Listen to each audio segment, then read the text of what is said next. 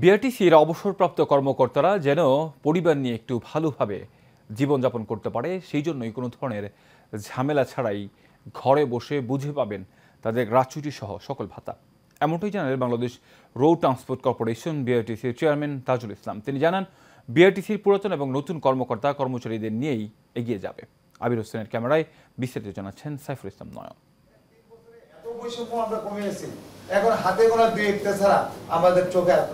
সরকারি চাকুরি শেষে অবসরপ্রাপ্ত কর্মকর্তা এবং কর্মচারীরা ঘরে বসে অনলাইনের মাধ্যমে টাকা পাওয়া এ যেন আকাশকুসুম কল্পনা।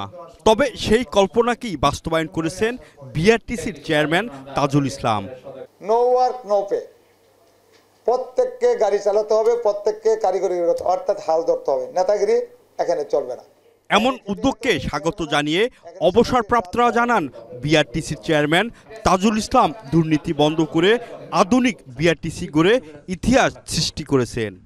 যখন আমি কুমিল্লা মোহাম্মদপুরে ছিলাম স্যার, 20 টাকা করে ভাগে পাইছি স্যার টাকা। লাইন ধরে দাঁড়ায় থাকতাম, 20 টাকা করে ভাগে দিতাম টাকা স্যার। খুব দুঃখজনক ব্যাপার স্যার। আল্লাহ কাছে দোয়া করি স্যার, আপনি ভালো থাকেন, আমাদের জন্য এইভাবে যেন আমরা টাকাটা পেয়ে যাই সেই দোয়াই কামনা করি স্যার। বর্তমানে যে টাকাগুলি ব্যাংকের মাধ্যমে আমরা পাইতেছি, সেজন্য ভবিষ্যতে যেমন পাওয়া যায় সেই ব্যবস্থা করবেন। আর আমরা সুস্বাস্থ্য কামনা করি স্যার। এখন আমাদের বিআরটিসির কি বলেন হেড অফিস, কি বলেন ডিপো, প্রতি জায়গায় উন্নয়নের একটা ধারাবাহিকতা রুচির আবির্ভাব ঘটছে। এই সুযোগ সুবিধাগুলি যেহেতু হয়েছে, এজন্যই বলি সাদাকে সাদা বলতে হবে, কালোকে কালা বলতে হবে, ওইভাবে আমাদের এগিয়ে যেতে হবে। এই জন্য চেয়ারম্যান মহোদয়কে ধন্যবাদ। আপনি ভালো থাকেন, সুস্থ থাকেন এবং বিআরটিসির এই ধারাবাহিকতা যেন বজায় থাকে।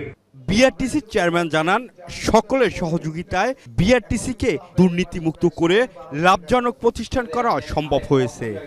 তারা অনেক পরিশ্রম করে গেছে। এই লোকটা হয়তো আমি একদিন টাকা দেবো, তখন কিন্তু সে চিকিৎসাটা করতে পারবে না।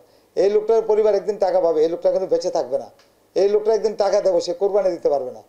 অর্থাৎ তখন আমি চিন্তা করলাম যে তাদেরকে কিভাবে সমহারে বা যতটুকু দেওয়া যায়, তাতে একটা নীতিমালা করলাম যে 10 লাখ টাকার উপরে হলে এত পাবে, 5 লাখের উপরে যখন নেমে আসবে এত পাবে, 5 লাখের নিচে হলে এত পাবে।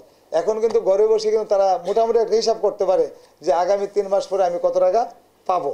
তবে বিআরটিসিকে এগিয়ে নেওয়ার লক্ষ্যে সকলের সহযোগিতা কামনা করেন তিনি। আপনাদের একেবারে সহযোগিতা আমি চাচ্ছি যে সত্য সত্য, মিথ্যা মিথ্যাই যেন হয়, মিথ্যা যেন সত্য না হয়, সত্য যেন মিথ্যা না হয়। আমরা এতে একেবারে শক্তভাবে আমরা দাঁড়াতে চাই যে এই ধরনের মাঝে মধ্যে এই ধরনের নামে বেনামে দুষ্ট ষড়যন্ত্রকারী আমাদের মধ্যে আছে। অলরেডি আমরা কিছু চিহ্নিত করে ফেলছি এবং তাদের বিরুদ্ধে আমরা কঠিন ব্যবস্থা নিচ্ছি। আমরা সাইফুল ইসলাম নয়ন, এশিয়ান টেলিভিশন, ঢাকা।